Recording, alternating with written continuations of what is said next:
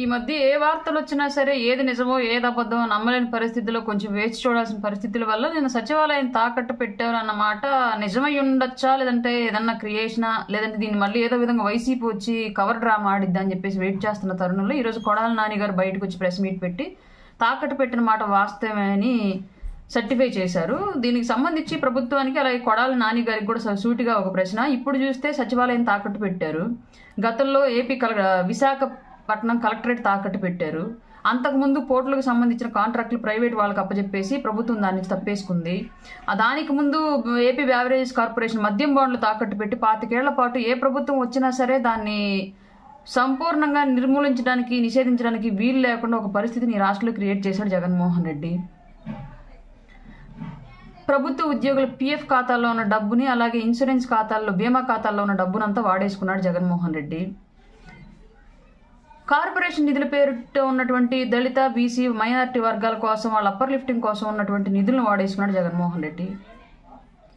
ఇప్పటి వరకు ప్రభుత్వం సాధించింది ఏంటయ్యా అంటే వీటన్నింటినీ ఖాళీ చేయడం సాధించేసింది. ఇప్పుడు అప్పులు కూడా తీసుకొస్తుంది ప్రజల ఆస్తుల మీద. నిన్న మొన్నటి వరకు కూడా ప్రజల ఆస్తులకు సంబంధించి మన దగ్గర నకిలీ డాక్యుమెంట్లు ఉంటాయి, ప్రభుత్వం దగ్గర ఒరిజినల్ డాక్యుమెంట్లు ఉంటాయని చెప్పేసి ఒక రూల్ తీసుకొచ్చారు. ఆ రూల్ ఎందుకు తీసుకొచ్చారని ఇప్పుడు క్లారిటీ వచ్చింది అందరికీ.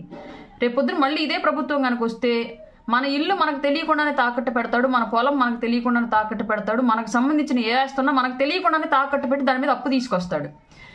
అతను తీర్చినా తీర్చకపోయినా సరే అది మనకు రావాలి, లేదంటే మన మీద ప్రాణాల మీదకి వచ్చే ఆపదో, ఒక బిడ్డకు పెళ్లి చేసుకోవడానికో, ఒక కొడుకు చదివించుకోవడానికో, లేదంటే మన భర్తకో మనకో బాగలేకో హాస్పిటల్ ఏవీ ఖర్చు అయిపోయి దానికోసం మనం కనుక మన ఆస్తి తీసుకెళ్ళి మళ్ళీ మనం తాకట్టు పెట్టుకోవాలని చూస్తే అప్పటికే ప్రభుత్వం దాని మీద లక్షల్లోనో కోట్లలోనో అప్పులు తీసుకున్న విషయం మనకు తెలిసింది.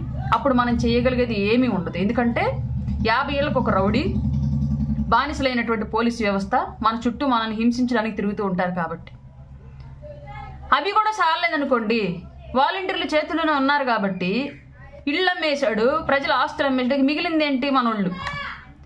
రేపొద్దున ఈ వైసీపీకి ఓటేసే ప్రతి ఒక్కళ్ళు మీరు చేస్తున్న దౌర్భాగ్య పనికి, ఈ దుర్మార్గుడు చేస్తున్న చేష్టలకు ప్రతి ఒక్కళ్ళు బాధ్యులు అవ్వకపోతే చూస్తానండి. మళ్ళీ కనుక జగన్మోహన్ రెడ్డి వస్తే మీరు ఓటేసి మన ఇళ్లల్లో ఉన్న మనకి, మన బిడ్డలకి, మీ తోబుట్టువులకి, మీ భార్యలకి, మీ తల్లులకు కూడా రేటు కట్టి అంగట్లో అమ్మకానికి పెడతాడు జగన్మోహన్ రెడ్డి వాలంటీర్ల ద్వారా. ఫోటోలు తీసి మరి రేట్లు కట్టి మరి నిలువున మనల్ని వేరే వాళ్ళకి అమ్మకపోతే చూస్తూ ఉన్నాడు. అట్లాంటి పరిస్థితి ఈ రాష్ట్రంలో క్రియేట్ అవ్వకపోతే అసలు ఎంత నిస్సిగ్గుగా చెప్తున్నారు. ప్రజల ఆస్తులు తాకట్టు పెడితే ఏంటి, ఎందుకు పెట్టాలి? నీ దగ్గర ఆర్థిక క్రమశిక్షణ లేకుండా నీకు నువ్వు ఆర్థిక క్రమశిక్షణ పెట్టుకోకుండా ప్రజల ఆస్తుల్ని నీ బ్యానర్లకి, నీ పోస్టర్లకి, నీ కోసం పెట్టుకున్నటువంటి నీ ప్రచార సంఘాలకి రాష్ట్ర వ్యాప్తంగా సిద్ధమని బ్యానర్లు వేసాయి. ఎవరి డబ్బులతో వేసాయి?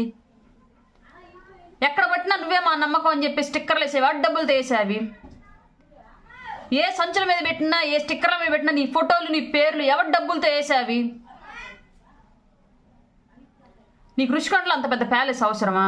ముఖ్యమంత్రికి ఇప్పుడు అప్పుడు క్యాంప్ ఆఫీస్ అవసరం, అర్జెంట్ అయిపోయిందా? ఉన్న భవనాలతో సర్దుకోలేకపోయావా? ఆఫ్టర్ ఆల్ 10 కోట్లు 20 కోట్లు అంటున్నాను నానన్న. అసలు 10 కోట్లకి 20 కోట్లు ఆఫ్టర్ ఆల్ అన్నప్పుడు ఎందుకు పెట్టారు? మీ సిద్ధం బ్యానర్లకే దాదాపు 800 కోట్లు అయిందంట. ఎందుకు పెట్టారు ఆఫ్టర్ ఆల్ 10 కోట్లకి 20 కోట్లకి? ప్రజల ఆస్తులు తాకట్టు పెట్టాల్సిన అవసరం ఏంటి? 370 కోట్ల రూపాయలకి ప్రభుత్వ ప్రాపర్టీని, ప్రజలకు సంబంధించిన సంపదని తాకట్టు పెట్టి ప్రభుత్వాన్ని నడుపుతున్న మీరు రానున్న రోజులు ఇంకేం తాకట్టు పెట్టి ప్రజల్ని అసలు ఎలా నడుపుతారు? మీరు ప్రభుత్వాన్ని, ప్రజల్ని, ఈ వ్యవస్థని ఎలా నడుపుతారు? ఆదాయం తెచ్చుకోవడం చేత కానీ ముఖ్యమంత్రి అసమర్థుడి కింద ఉన్నాడా, సమర్థుడి కింద ఉన్నాడా? అప్పులు చేసే ముఖ్యమంత్రి ఎవడైనా ఇంట్లో దీర్ఘకాలం పనిబాటు లేకుండా సోమరులాగా ఉంటూ అప్పులు చేసి తినేవాడిని మా భాషలో దద్దమ్మ అంటారు. ముఖ్యమంత్రి దద్దమ్మ. అట్లాంటి ముఖ్యమంత్రి మాకు అవసరమా? ఇప్పటి వరకు జరిగిన నష్టాన్ని ఇక మీదటైనా ప్రజలు గమనించుకొని ఇక్కడితో ఈ ప్రభుత్వాన్ని దించి, ఈ అప్పుల ముఖ్యమంత్రిని గనక అధికారం దించకపోతే రానున్న రోజుల్లో చెప్పానుగా క్లియర్గా మనకు కూడా రేట్లు కట్టి బజార్లో అమ్మకానికి పెడతాడు, గుర్తుపెట్టుకోండి. అందుకు ప్రతి ఒక్కళ్ళం బాధ్యతలమే అవుతాం. ఆ రోజు మనం చేయడానికి కూడా ఏమీ ఉండదు. మన చుట్టూ పోలీస్ యంత్రాంగాన్ని పావులుగా వాడి ఇప్పటికే సగం వ్యవస్థలను నాశనం చేసేసాడు. ఇంకా అరాకొరా ఉంది, రేపు వచ్చి గవర్నమెంట్ బాగు చేయడానికి అవకాశం ఉంది.